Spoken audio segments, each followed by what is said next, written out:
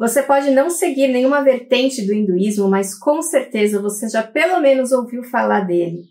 É para ele que a gente reza para ter novos começos, para proteger esses começos, proteger os nossos negócios, os nossos estudos, o início de novos relacionamentos. Ele também vai remover do nosso caminho todos os obstáculos, abrir o nosso caminho para que a gente possa seguir com muita sabedoria, que é o que ele nos traz também. Ele é Ganesha. Seu nome significa Senhor, Esha, dos Ganas, que são seres semidivinos que estão sempre acompanhando o Senhor Shiva. Calma que a gente já vai explicar tudo isso aqui. O importante é saber que ele é muito adorado, não só na Índia, mas também no mundo todo. Ele é uma das entidades mais conhecidas no mundo todo, esse ser com corpo humano e cabeça de elefante. Meu nome é Cássia Bar, sou doutora em arqueologia, especialista em representações simbólicas e você está no canal Natureza Simbólica e Aroma Espiritual. Ganesha é também chamado de Vinakaya e de Lambodara, entre outros nomes. Ele é conhecido não só no hinduísmo, como eu falei, mas também é conhecido e adorado em outras religiões. O hinduísmo, ele não é uma religião só, como a gente costuma pensar. Existem várias formas de hinduísmo. Por exemplo, existe o shivaísmo, onde a divindade Shiva é a proeminente, o shaktismo, onde Shakti ou formas da deusa são proeminentes, o Vaishnaísmo, onde Vishnu é proeminente. E quase todas essas vertentes do hinduísmo vão incluir Ganesha e vão adorar Ganesha, porque, como eu falei, ele é muito popular. Ele vai estar, na maioria das vezes, na entrada dos templos, porque ele é o Senhor dos bons começos. Então, quando você entra no templo, você primeiro honra Ganesha, vê a imagem de Ganesha, pode deixar lá sua oferenda para ele, e aí você segue para fazer suas oferendas e seus trabalhos dentro do templo para outras divindades, né? Mas existe uma vertente do hinduísmo, que é o Smartismo, na qual Ganesha tem mais proeminência ainda. O Smartismo foi uma vertente que surgiu para unir várias tradições filosóficas, como se fosse uma só, fazer uma amálgama ali. E nessa vertente existem 5 deuses que representam facetas do grande deus Brahman. E todos esses deuses são iguais entre si, não tem nenhum que é mais importante que o outro. Então temos Ganesha, temos Vishnu, temos Shiva, temos Surya e temos Shakti ou Devi. Então nessa religião ele é o próprio Deus, ele é uma faceta desse Deus, não é um Deus que está na história de outros deuses, como em outras vertentes que a gente vai ver por aqui. Como eu disse, ele é muito conhecido e esse conhecimento ele começou a se intensificar quando os mercadores da Índia, né, começaram a intensificar suas rotas de comércio, principalmente ali no sudeste da Ásia. Então, lá pelo século X, muitos mercadores e comerciantes foram levando por essas rotas de comércio estátuas de Ganesha, a sua cultura, a sua religião, foram espalhando essa ideia de Ganesha.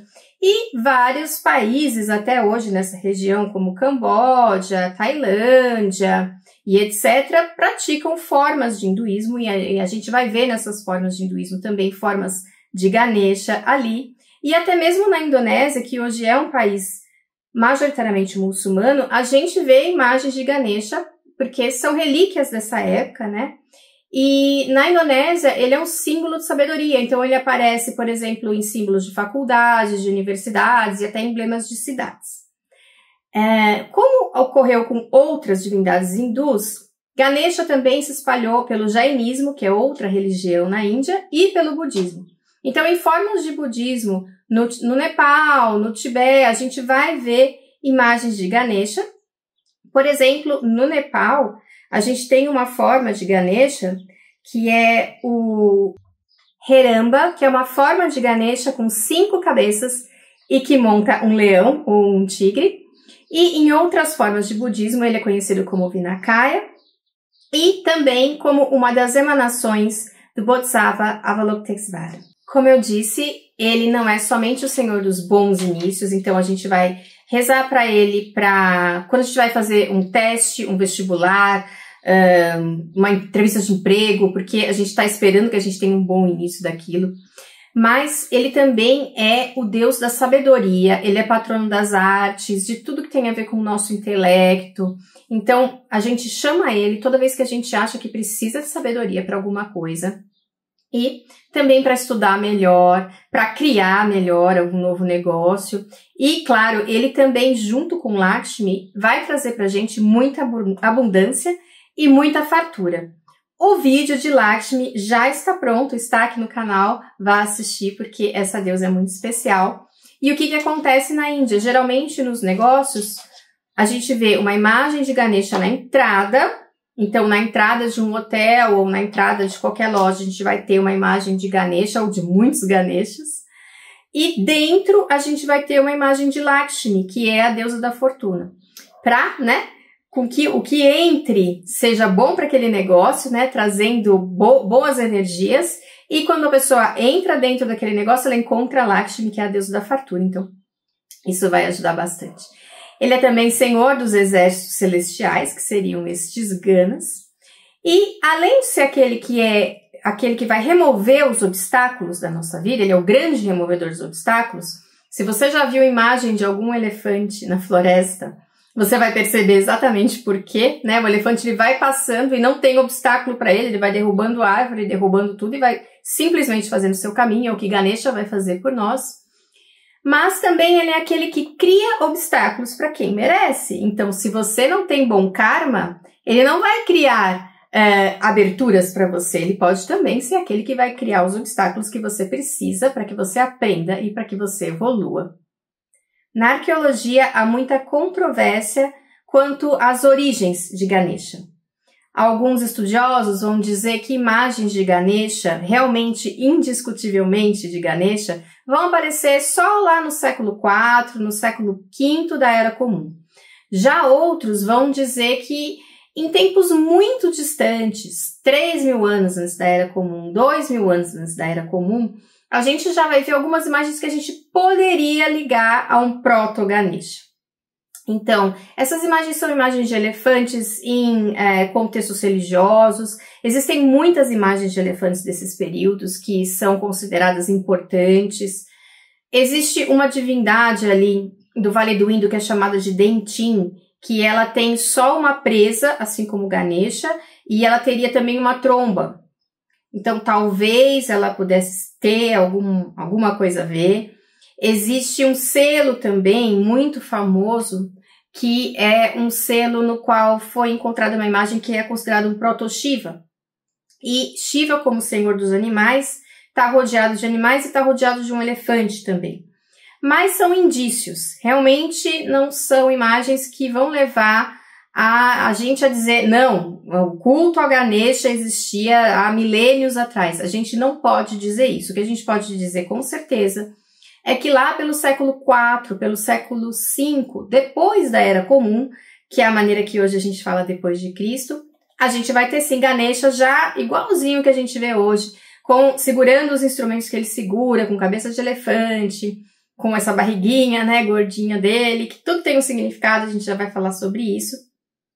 E é importante também dizer que a gente estuda não só a origem das divindades pela arqueologia, ou seja, pela cultura material que a gente encontra em muitas sociedades que não tinham escrita, como também pelos escritos clássicos da literatura hindu, como, por exemplo, os Vedas. Os Vedas são uma das mais antigas delas e o Ganesha não está nos Vedas. Então, onde que Ganesha aparece mesmo, sem dúvida nenhuma, assim, sem nenhuma controvérsia entre os estudiosos? Nos Puranas. Existem alguns textos dos Puranas que citam Ganesha e os principais deles são o Ganesha Purana e o Mugdala Purana. E nesses textos a gente vai ver a história de Ganesha, como a mitologia, como que ele nasceu, como é que ele conseguiu a cabeça de elefante, enfim, várias coisas, mas é muito importante dizer que no Mugdala Purana vão ser descritas as 8 reencarnações de Ganesha, enquanto no Ganesha Purana vão ser descritas 4 reencarnações de Ganesha, não são as mesmas encarnações.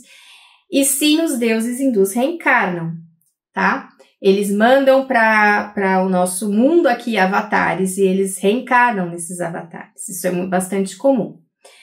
E é muito interessante que Ganesha, nesses textos, é visto como a divindade. Ele é praticamente Brahman, que é o grande criador, o grande Deus criador. E as reencarnações deles são reencarnações dessa fonte criadora muito no início, quando tudo está sendo realmente criado. Então, vou ler um pouquinho, porque eu não vou lembrar de todas as encarnações, mas, por exemplo, a primeira chama Vraktunda, que seria como a tromba retorcida, né? Que é a primeira reencarnação deles, né? E que seria a primeira forma de Brahman, e que teria vindo para matar o demônio que significava inveja e ciúme. Depois, a segunda, Ekadanta, que significa aquele que tem só uma presa, veio como uma reencarnação, como um agregado de todas as almas individuais. E cada uma das encarnações, tá? Ela vai vir dessa forma e ela vai vir para matar certos demônios. Então, essa segunda, ela vai matar o demônio da arrogância. A terceira, que seria o próprio processo criativo, expressaria o processo criativo de Brahma, de Deus. Ela viria para matar o demônio da desilusão, né? E aí ele já vem na sua montaria, que é o rato, que a gente vai falar sobre isso. O Gajavatra, que é a quarta reencarnação, vai matar o demônio da avareza, também montado no rato. Lambodara vai matar o demônio da raiva. E Lambodara vem como Shakti, ou seja, como a expressão feminina da criação, né? Como toda essa fartura, criatividade, a materialização. Vikata, a sexta reencarnação, vai vir para matar o demônio do desejo e vai vir montando um pavão. A sétima reencarnação, ele vem como rei dos obstáculos, que aí também que ele tem essa questão, né, do removedor de obstáculos, daquele que também coloca os obstáculos para quem precisa, né? Vem para matar o demônio da possessividade, do egoísmo, e vem montando a serpente, Shesha.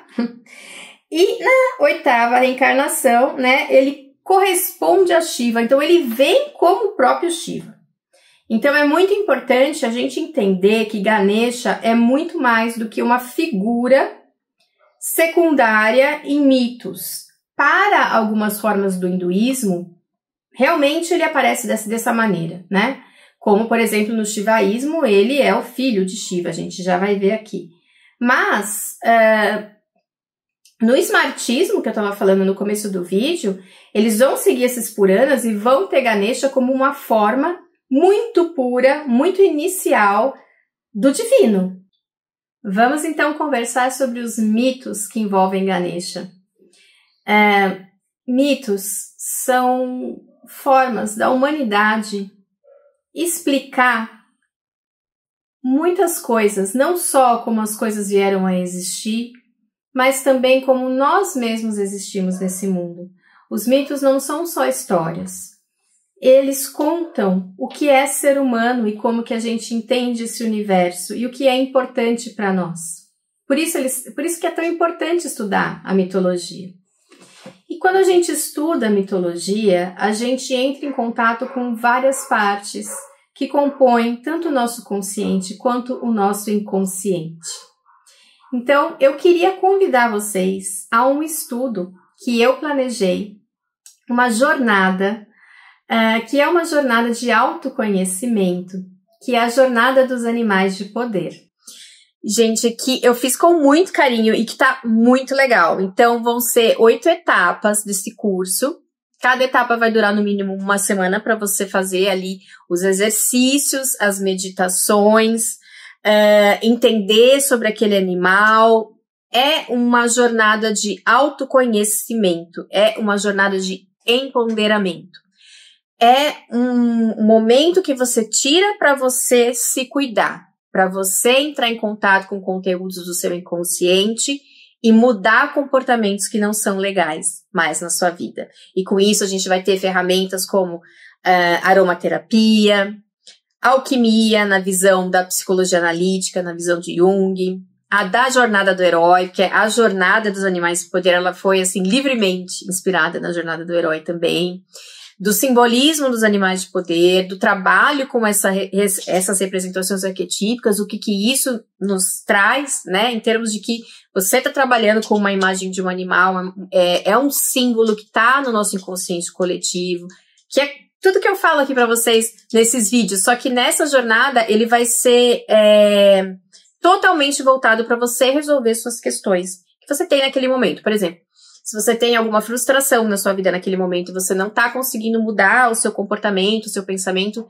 essa jornada vai te ajudar a fazer isso, tá legal? E você faz ela no tempo que você quiser. Se você quiser ficar no primeiro exercício uma semana ou quiser ficar no primeiro exercício um mês, é por você, certo? Então, visitem a página onde está aqui, né, no meu Linktree, para vocês entenderem direitinho. Tem um vídeo explicando como que é a jornada, tá aqui no YouTube, tá nessa página. Vocês vão gostar. Fora isso, tem outros também cursos, né, que é a parte de aromaterapia, que é o curso de enferragem caseira, para você aprender a fazer seus próprios perfumes, e o curso também de óleos vegetais para pele. Bem, voltando aqui aos mitos de Ganesha especificamente, a gente vai ver muitas versões. Essas versões, elas são múltiplas, tanto nos textos sagrados, nos Puranas, a gente vê várias versões diferentes do nascimento de Ganesha, das histórias de Ganesha, como também a gente tem as tradições orais, as diferenças de local para local na Índia, de como as pessoas contam isso. Então pode ser que a versão que eu conte aqui seja diferente da versão que você conhece. Isso não significa que está errado, significa que são versões diferentes, porque afinal de contas existem muitas maneiras da gente atingir essa beleza desse inconsciente coletivo da nossa humanidade através desses contos, desses mitos, né? Vamos começar então pelo nascimento de Ganesha. Como eu falei, existem tradições que seguem a ideia de que Ganesha é uma divindade que é uma emanação de Brahman, né? São as tradições dos Ganapátias, que não vão ter esse mito de nascimento de que ele é filho do deus Shiva com Parvati. Mas em outras tradições, como o Shivaísmo, por exemplo, a gente vai ter essa história, e ela é uma das histórias mais populares sobre Ganesha. E ela também tem vários jeitos de ser contada. A mais popular delas é a seguinte: Parvati estava na sua casa com Shiva, que é seu marido, e Shiva resolveu dizer a ela: olha, eu vou sair em uma peregrinação e vou ficar um tempo fora. Ela disse: tudo bem. Aí ela ficou lá, não tinha nada para fazer, resolveu tomar um banho. Depois de um banho ela passou um óleo perfumado com várias ervas sagradas da Índia. Não tendo ainda nada para fazer, pegou uma espátula, raspou todo aquele óleo do seu corpo e com esse óleo que sobrou, ela moldou uma criança, ela moldou um menino, com corpo de menino normal. E esse foi seu primeiro filho. E ela falou: agora você vai ser meu filho. E ele disse: que bom, mamãe, que ótimo. Então, meu filho, vamos fazer o seguinte: como seu pai está viajando, toda vez que a mamãe for tomar banho, for se banhar aqui, que a mamãe gosta de ficar tomando banho e tal, bastante tempo, relaxando, você fica aqui na porta e não deixa ninguém entrar, porque eu não quero ser interrompida na minha hora do meu banho. Tá bom. Aí um dia, Shiva voltou. Só que Shiva nunca tinha visto aquela criança na vida, muito menos aquela criança tinha visto Shiva na vida. Então ninguém sabia que era quem. Aí Shiva tava lá, falou assim: vou entrar, ver minha mulher, aparece aquele pirralho e fala: não senhor, ninguém vai entrar aqui não, porque minha mãe tá tomando banho, porque ela mandou, que ela falou que ninguém pode entrar aqui. Aí Shiva, que já é esquentado, já falou: você tá doido, menino? E cortou a cabeça do menino. Quando Parvati chegou, a coisa já estava feita, ela ficou desesperada e falou para Shiva: você dê jeito. E ele falou: não posso dar jeito, eu cortei a cabeça do menino. Ela falou: não quero saber, ou você dá jeito, ou eu vou assumir a forma de Durga e vou espalhar minha fúria por esse planeta. E Shiva, que não é besta nem nada, falou: não, eu vou dar jeito. Aí ele pediu, né, para o seu exército de Ganas, né, algumas histórias ele mesmo que foi procurar e tal, disse, olha, se vocês saem, a primeira cabeça que vocês encontrarem, vocês me tragam, que eu vou botar as cabeças desse menino urgente. E o primeiro ser que foi encontrado foi um elefante, então trouxeram a cabeça do elefante e colocaram no moleque.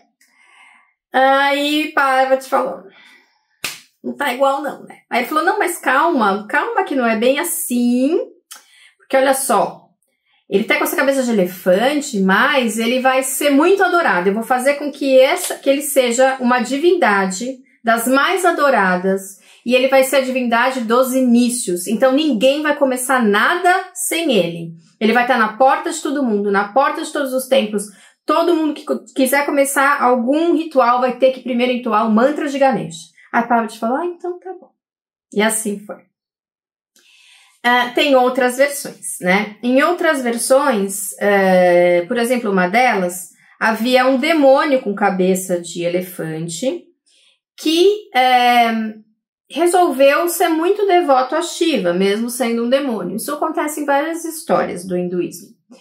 Então, ele começou a honrar Shiva e rezar e meditar e fazer todos os ritos em honra a Shiva. E Shiva é uma divindade que se você, em várias histórias, não importa quem você seja, se você é um demônio ou não, se você é muito devoto a ele, ele vai te atender. E ele é assim.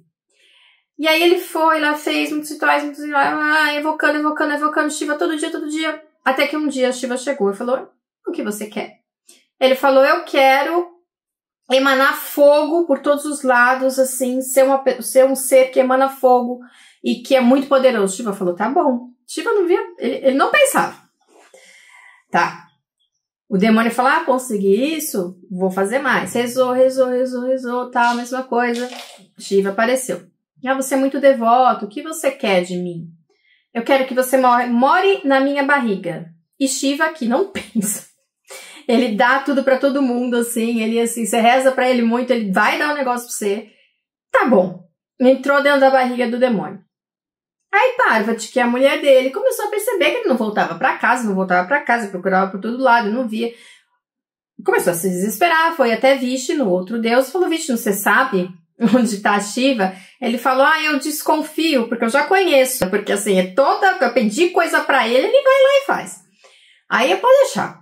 Aí encontrou, pegou o touro de Shiva, se transformou num flautista e foi tocando flauta e fazendo aquele touro dançar na frente do demônio, assim como quem não quer nada. O demônio ficou muito encantado com aquilo, nunca tinha visto aquilo, e falou, nossa, flautista, me pede o que você quiser, porque eu posso te dar tudo, né? Porque agora ele tem Shiva dentro da barriga, né? Ele era muito poderoso. Não, eu acho que você não pode não, imagina. Quem que é você? Não, eu posso ditar tudo o que você quiser, você me pede agora e você não duvide de mim. E ele falou, tá, tira a Shiva da sua barriga. Aí, tarde demais, né? O demônio já tinha prometido, era um demônio consciente. Tirou Shiva da barriga dele. E aí, o demônio falou, posso pedir uma última coisa? Você me perdoa, eu sei que você é Vishnu, eu não tinha percebido. Posso te pedir uma última coisa? Era ousado. Aí Vishnu falou, o que você quer? Aí ele falou, leva a minha cabeça, porque eu quero que todo mundo adore a minha cabeça, mesmo eu estando morto. E aí Shiva falou, então peraí. Trouxe o filho dele e botou a cabeça do demônio. E o filho dele ficou com cabeça de elefante. Tem algumas outras também. Uma delas vai dizer que Parvati queria muito ter um filho, mas Shiva não poderia dar esse filho para ela. Então ele disse a ela, olha, você reze a Vishnu para que ele lhe conceda a graça de ter uma criança, porque eu sou o Deus da destruição, eu não posso lhe dar um filho, né? Ele não tem esse potencial criativo, ele tem o potencial da finalização. Vishnu tem, que ele é o mantenedor. Então ela rezou. Não, em algumas versões, Vishnu mesmo diz, não, pode deixar que eu vou reencarnar como um filho seu. Em outras ele manda o filho. E aí ela, muito feliz, chama todos os deuses para ver o filho. Só que tem um deus que se chama Shani, que ele é a personificação do planeta Saturno na astrologia védica. E é parecido com o planeta Saturno aqui na astrologia ocidental também. Para quem conhece, é um planeta meio complicadinho, né? E aí ela falou, não, vem ver meu filho, você tem que olhar pro meu filho, todo mundo tá olhando, dando bem. Sustiane falou, melhor não, melhor não. Ela falou, não, você tem que, eu vou ficar muito irritada se você não me der a bênção e olhar pro meu filho aqui. Aí ele falou, você que pediu. Aí ele olhou pro filho dela. Imediatamente a cabeça do filho foi pra Goloka, que é um reino, um tipo de um paraíso, né? E o menino ficou sem cabeça. Aí ele falou, avisei, né? Aí ela não pôde falar nada, né? Ela falou, a culpa foi minha mesmo, tal. Começou desesperada, ficou desesperada, a Shiva ficou desesperada também. Aí Vishnu veio montado em Garuda, né? Que é uma ave mítica, e trouxe uma cabeça de elefante, que foi a primeira cabeça que ele achou. Tem ainda uma outra versão que diz que Parvati estava tomando banho, e aí ela pegou e jogou a água do banho com todos os seus óleos e perfumes no Ganges. E aí veio uma divindade com cabeça de elefante, né, com forma de elefante, uma divindade feminina, e bebeu essa água e ficou grávida. E aí ela ficou grávida, mas ela sabia que aquela criança não era dela, né, que aquela criança era da divindade que tinha jogado o seu poder ali, ela bebeu aquilo, então não era uma coisa dela mesmo. E aí, só que foi jogado no Ganges. Ganges é uma deusa também, é a deusa Ganga. E aí a deusa Ganga e Parvati ficaram brigando para saber quem que era a mãe do filho, mas no fundo a mãe mesmo era Parvati. Então Ganesha, já com cabeça de elefante, foi morar com a mãe. Ganesha, ele tem um irmão, né, que é o Skanda. A família, então, ela é composta, independente da história, por Parvati, que é a mãe, Shiva, que é o pai, Skanda, que é o deus da guerra, né? E Ganesha, que é o deus da sabedoria, dos bons começos e etc. E existem também alguns mitos envolvendo os irmãos. Em um dos mitos, Parvati vai buscar uma fruta muito incrível com um sábio, que é uma fruta que vai dar eterna sabedoria, eterna inteligência para quem comer. E ela traz essa fruta e diz, vou dividir essa fruta, dar um pouco pro meu filho, pro outro filho, assim, né? Aí o sábio fala para ela, não vai dar certo, se você dividir não vai funcionar. A pessoa que comer essa fruta vai ter que comer inteira para ter essas bênçãos. Aí ela fala, então tá, então olha assim, ó, filhos, vamos fazer um concurso aqui. Quem fizer primeiro uma corrida ao redor do mundo, do planeta inteiro, chegar primeiro vai comer a fruta. Aí sai Skanda, né? Desesperadamente já sai Ganesha, olha pra mãe, olha pro pai, e calmamente dá 3 voltas em volta da mãe e do pai, e diz pra mãe e pro pai, vocês são meu mundo, vocês são o mundo inteiro pra mim, que temos Shiva e Parvati, então vocês são as divindades principais, eu não preciso, né? Eu já dei a volta. E aí, claro, Parvati dá o fruto para ele. Existem várias mitologias, principalmente no começo da vida de Ganesha, que vão colocar ele como uma criancinha bem praga, meio que um trickster, que gosta de dar lições nos outros, que tem essas tiradinhas, tipo essa tiradinha aí de dar a volta nos pais, ele meio que é espertinho, entendeu?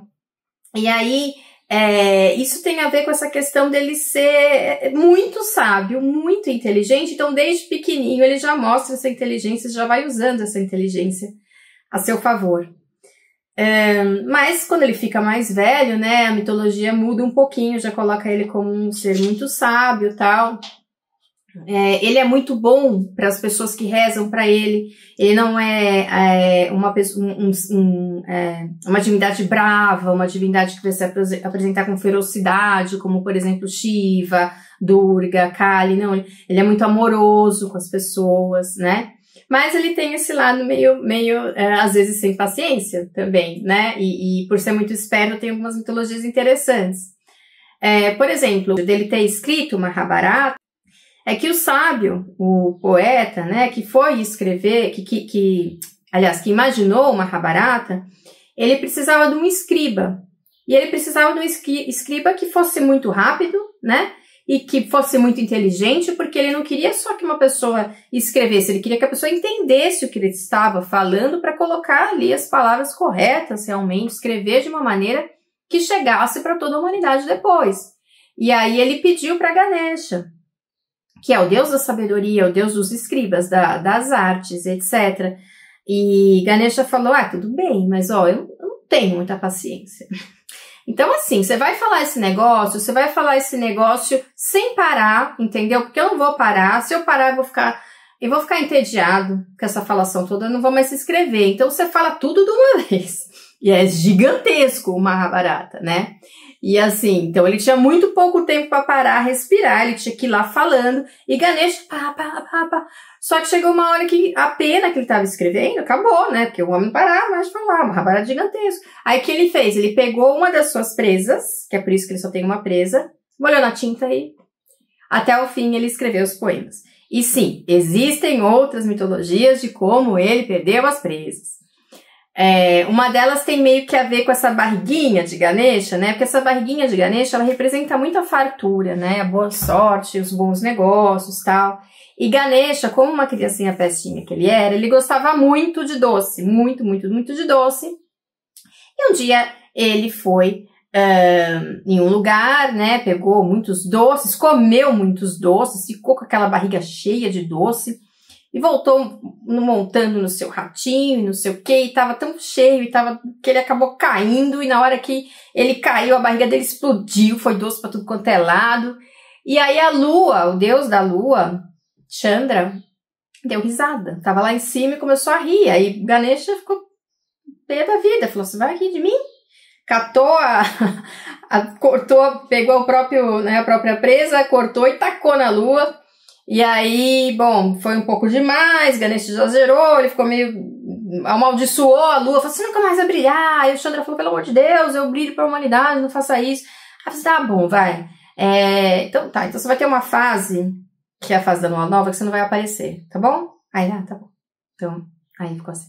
Bem, a gente falou da família de Ganesha, né, da mãe, do pai, do irmão, mas a gente também tem que dizer que para algumas vertentes ele casou, e aí o número de esposas varia, e para outras ele não casou. Então ele pode aparecer como celibatário, ou seja, como brahmacharya, que é uma pessoa que faz votos de não casar para seguir o caminho espiritual. E quando ele aparece assim, ele fala, minha mãe é Parvati, Parvati é Durga, Parvati é Kali, ou seja, ela é toda a energia feminina divina que existe, e portanto eu não preciso me casar. O que é uma coisa que Freud ia achar um prato cheio, né? Mas enfim, tem essa versão. E tem outras versões ali no Mugdala Purana, no Ganesha Purana, que vai dizer que ele é casado com Budi e Siddhi. Siddhi é a prosperidade espiritual, o sucesso espiritual, a elevação espiritual. E Budi seria o intelecto. Então, são duas mulheres que aparecem ao lado de Ganesha para representar essas duas forças que são a prosperidade espiritual e a sabedoria, que são vistas aí, nesse caso, como forças femininas. E ele teria alguns filhos também, né? Em algumas versões como essas mulheres, por exemplo, que seria prosperidade, nascido de Siddhi, e Labha, que seria os lucros, nascido de Budi. Em outras versões a gente vai ver que essas duas mulheres, em vez de ser Siddhi e Budi, é Siddhi e Riddhi. Riddhi seria a própria prosperidade, né? E aí tem uma coisa muito interessante.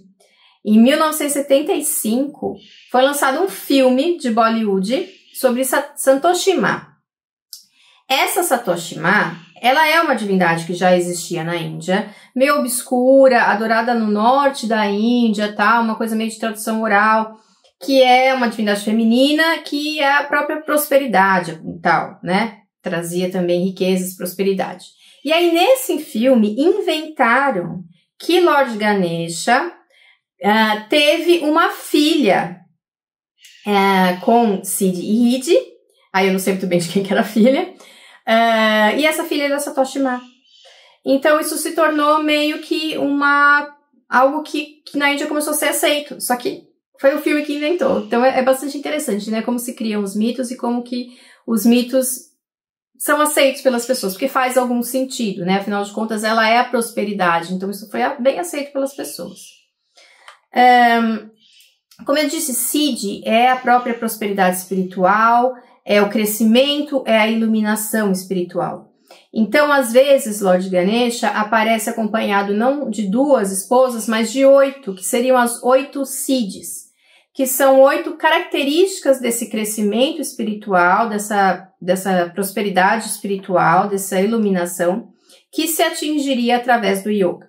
Então, são representados é representado pela imagem de Lord Ganesha com 8 mulheres que representam as 8 Siddhis. E também tem representações de Lord Ganesha com uma entidade feminina, que é a própria Shakti, que é a força feminina do universo, a força de criação, a força de materialização, né? Então Ganesha, sendo essa entidade que tem tudo a ver com as primeiras emanações de Brahman, da divindade, né?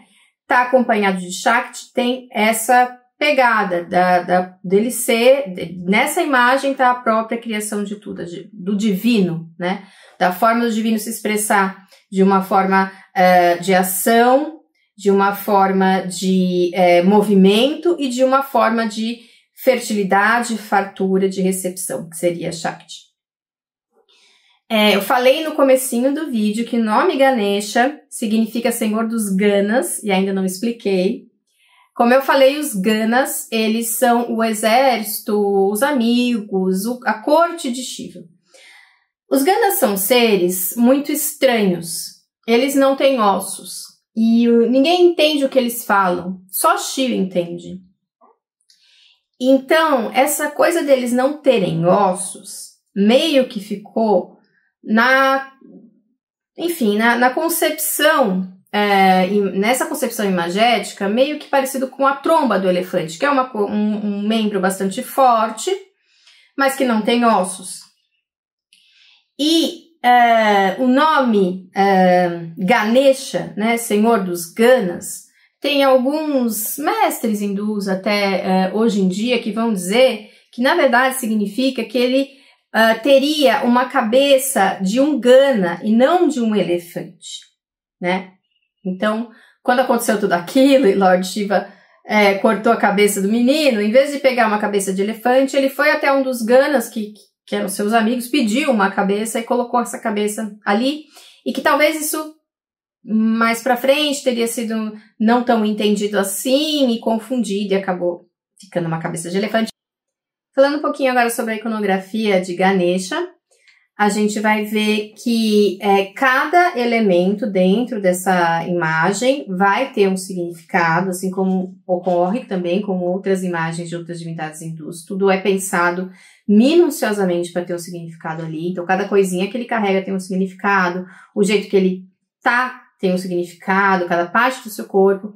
Então, ele pode aparecer dançando, lutando contra algum demônio, sentado. Ele pode aparecer como criança, junto com a sua família, até mesmo engatinhando, tal. Sentado no colo da mãe, né? Ele pode aparecer com várias cores. Cada cor no hinduísmo tem um significado. Então, às vezes ele aparece com a cor vermelha, por exemplo, isso é normal. Essa cor vermelha, ela remete tanto ao vigor, à força, como também à pureza nas sociedades indianas, porque é uma cor que vai aparecer nos casamentos, no nascimento das crianças, então é uma cor dos inícios, né, que é ligado a Lord Ganesha. E cada parte do seu corpo, como eu falei, vai ter um significado. Então, a cabeça de elefante, que a gente já viu aqui, os mitos, ela vai remeter à inteligência, grande inteligência desse animal, à fidelidade à família, à sabedoria, né? Tudo isso tá na imagem do elefante. Já temos aqui no canal o vídeo sobre os elefantes. É o segundo vídeo do canal, então ele tá super simplesinho, mas tá muito legal para vocês entenderem de onde vem toda a simbologia do elefante e entender a figura do Ganesha, tá? Vai lá na playlist Animais de Poder. As grandes orelhas do Ganesha vão estar ligadas a essa capacidade de muito mais ouvir do que falar, que é uma das características do sábio, né? Ele é um deus da sabedoria. A gente já viu sobre a presa quebrada, né? Dessa questão dele ser muito sábio, dele ser um escriba, dele, quando ele faz uma coisa, ele vai até o fim, ele dá o início e ele termina, ele é muito próspero, né? Ele escreveu o Mahabharata inteiro, sem parar. A gente tem a barriga dele, que é essa questão da prosperidade, né? Então, ele vai ser mostrado com essa barriguinha, porque é a fartura que ele está trazendo para você. Ele é um deus que, assim como Lakshmi, é uma divindade ligada à fartura, à prosperidade, à boa sorte, né? Ele tá sempre junto, assim, né, com Lakshmi, né? Inclusive, em algumas regiões da Índia, ele é sempre representado, ele de um lado Sarasvati, que é a deusa das artes, a deusa da música, e Lakshmi do outro lado, que são características de Ganesha também, né? Ele também é patrono das artes, né? Às vezes, na cabeça dele, a gente vai ver a Trishula, né? Que é esse tridente, que é um tridente que Shiva, seu pai, carrega. Então, esse tridente, ele tem vários significados. Cada ponta desse tridente pode, por exemplo, significar os 3 estados da consciência, vigília, que é o estado que a gente está aqui acordado, sono e sono profundo, tá? Para quem estuda, por exemplo, projeciologia, né? São coisas muito importantes, né? Ele pode significar o domínio de Shiva sobre o passado, o presente e o futuro. Ele pode significar, por exemplo, os 3 estados da matéria, que são tamas, a inércia, rajas, o movimento, e sattvas, o equilíbrio, por exemplo, sattva, o equilíbrio. E tem também o fato dele estar sentado. Quando ele está sentado, então ele está com um pezinho para baixo e um pezinho para cima, que pode significar uma ligação com a terra e também essa questão da gente se elevar, né? Então, um equilíbrio entre o espiritual e o material. Então, continuando, a gente vai ter a questão das mãos, dos braços, né? Então, ele pode aparecer com 2 braços, né? Pode aparecer com 4, que é o mais comum, mas também pode aparecer com muitos braços, com 16 braços, com 20 braços. Essas formas com muitos braços, geralmente, elas eram encontradas ali no século IX, no século X, e hoje é mais comum com 4 braços mesmo. Esses 4 braços representam os atributos do corpo sutil, que são mente, intelecto, ego e consciência condicionada, e ele em si seria a pura consciência, né? Inclusive, ele é chamado de Omkara, ou aquele que tem a forma do Om. Om é o som divino, é o som da criação. Então, seu corpo teria esse Om, ele próprio é a consciência divina, ele próprio é a criação divina, como a gente viu, que ele é realmente uma das emanações diretas de Brahman, né, da divindade. Independente do número de braços, ele vai segurar algumas coisas nesses braços, né? Eu não vou falar de todas as coisas possíveis dele segurar nas mãos, porque são muitas. Vou falar de algumas que talvez sejam as mais comuns, tá? Então, por exemplo, ele pode segurar uma machadinha, que é o símbolo da restrição dos desejos que trazem dor e sofrimento, e com essa machadinha ele vai também cortando todos os obstáculos que estão na nossa frente, certo? Ele pode inclusive fazer uma pose de bênção, né, que é bastante comum, a mãozinha assim para frente, dando uma bênção para o devoto, né? Pode segurar a sua própria presa quebrada, né, que é o que ele usou para escrever o Mahabharata, então também denotando assim que ele é o senhor da escrita, da intelectualidade, né, das artes também. Pode segurar um tipo de nó que é chamado pasha, né, que representa o poder tanto de amarrar como de soltar, ou seja, de criar obstáculos e de soltar esses obstáculos quando necessário. Enfim, tem muitas e muitas coisas que podem que podem aparecer aí, que Ganesha pode segurar, né? E tem também os Vahanas. Eu explico sobre os Vahanas no vídeo de Lakshmi, mas explico aqui de novo. Os Vahanas são veículos das divindades hindus. Então, é muito comum você ver uma divindade hindu montada num cavalo, num cisne, enfim, uma ave. Cada uma vai ter o seu Vahana, ou vários desses Vahanas, né? Ou em cada encarnação um Vahana diferente, como é, por exemplo, com Ganesha, né? Então, eu vou falar de alguns veículos que Ganesha pode utilizar. Já citei alguns aqui, por exemplo. Ele vai usar o rato em 5 de suas encarnações. Ele pode usar um tigre ou um leão, né? Por exemplo, como aquela reencarnação que é muito comum no Nepal, né? Que tem 5 cabeças, inclusive. Pode usar um pavão, que eu também acho que já falei aqui. A serpente Shesha.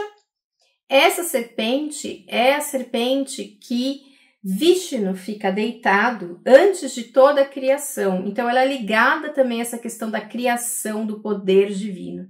E ele monta essa serpente. Então, veja como Ganesha é uma divindade proeminente, realmente. Pode também aparecer montado num cavalo. Enfim, num elefante, que é bem bizarro, né? Um elefante montado no elefante, mas enfim. Em uma tartaruga e também em um carneiro. Eu contei sobre a história do rato que Ganesha monta no vídeo do rato, que é um vídeo recente aqui no canal, tá? Mas vou rapidamente contar de novo. Então, havia um demônio que resolveu rezar para Shiva, para variar. Porque ele sabia que Shiva era coração mole e que ele era só ele ver que o demônio estava rezando para ele anos e anos e anos e anos que ele ia atender.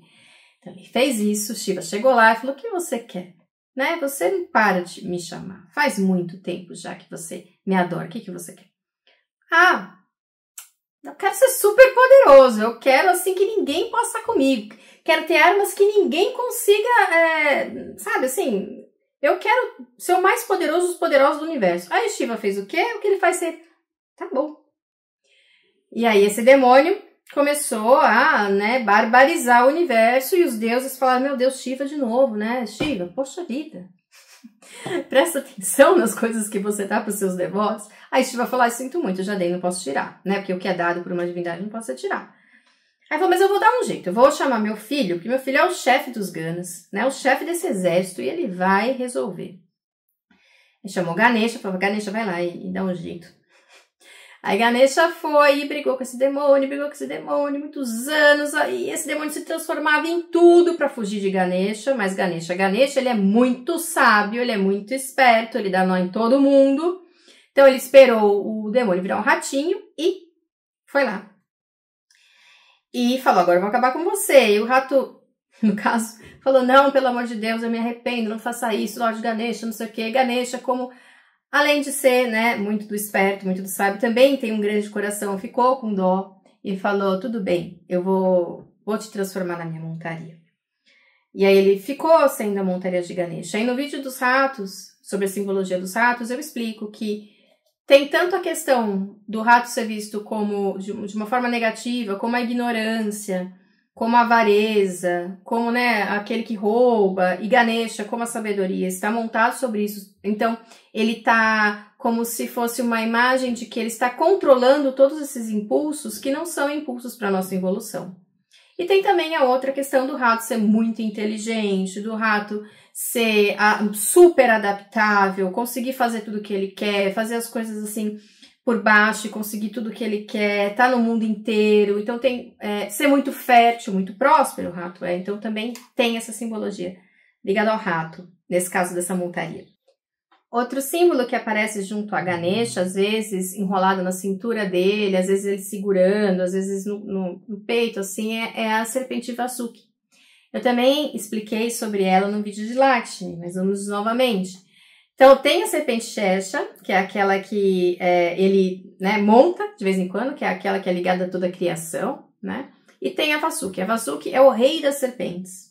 E ele foi utilizado para ser enrolado em uma montanha, enquanto os deuses puxavam ela do lado, os demônios puxavam ela do outro, essa montanha começou a rodar e rodar todo o oceano e levantar esse oceano, e desse oceano saíram muitas coisas incríveis, como, por exemplo, a deusa Lakshmi, o Amrita, que é um néctar da imortalidade, muitas outras deusas e animais sagrados, e Ganesha, sendo Ganesha, esse incrível e grande deus, usa essa serpente na cintura.